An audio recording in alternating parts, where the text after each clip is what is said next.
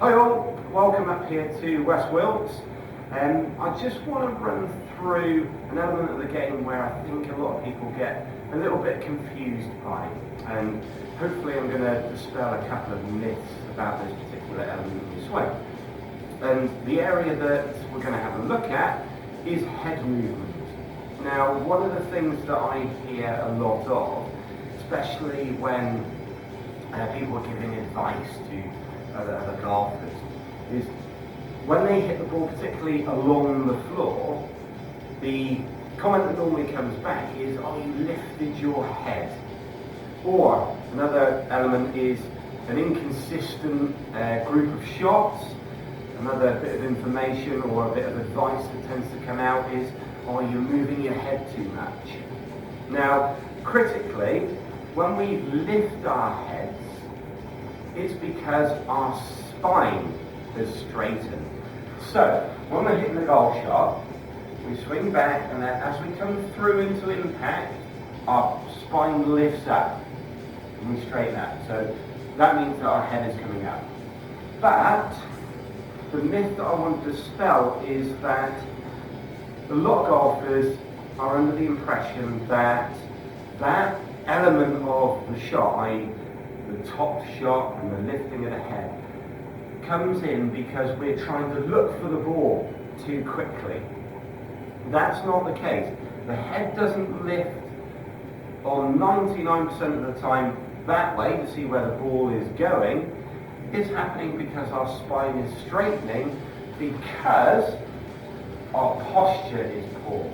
Generally it stems from a golfer that's got very rounded shoulders, and when they swing back and the club reaches roughly waist high, you can't maintain that arch in your back. So when the club and your hands and arms go above your shoulders, you have to straighten. So that lifts your body upwards, and then obviously you're much higher than when you started, which potentially is going to make you hit the top of the golf ball. So getting a better posture, getting a better position at address, can help influence and maintain better height as you swing back. The important element, and one that you want to work on either with myself or another professional to see if that's an element that's obviously causing difficulty. The other one that I hear a lot of is head movement. Now, the head moves when we swing the golf club, because everything underneath your head obviously is moving. You're rotating your shoulders and your hips a little bit, and you're moving your legs obviously to help the rotation and drive when you go back and through. So when we swing, when we take the club back, our eye line is likely to move behind the ball, and then when we swing down, it then can move back towards it as we make contact. And certainly when we finish our swing, our head is in front of where it started. So the head does move. We don't want it to obviously move up and down loads, but it can move a little bit from side to side. I mean, we certainly don't want this one where we start our golf swing and it moves towards the target. We certainly don't want that, but it can move back behind the golf ball and then obviously through to the target. That's going to help for a more consistent strike and direction, because if you try and keep your head in the center, you're going to tip your weight onto the wrong foot and in the wrong direction, and make it very difficult for yourself to get the club back to the ball in the right position, and it's going to affect where you hit it, and also at the same time it's going to affect how well you strike the ball. So obviously you want to hit it out of the middle, you want to hit it out of heel or the toe or the top of the ball.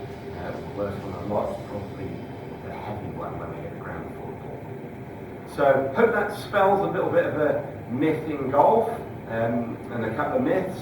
Like I say, the best thing to do to see if anything that we talk about is influencing your game, come and see myself or a professional locally to you to make sure that these elements affect you. never take it for granted that that's exactly what you're doing. Okay, like I say, hope you're all well and enjoying your golf. Christmas coming up, I've got a few offers on at the moment. 3 for 2, 3 for the price of 2, 5 for the price of 4, and they're all half-hour sessions. And I've got 5 sessions along with a free playing session. So if you're interested, obviously let me know, comment on this video, and we can obviously try and sort something out for you. But hope, like I say, you're all well and keep enjoying your golf, and I'll catch up with you all soon. Take care. Bye-bye.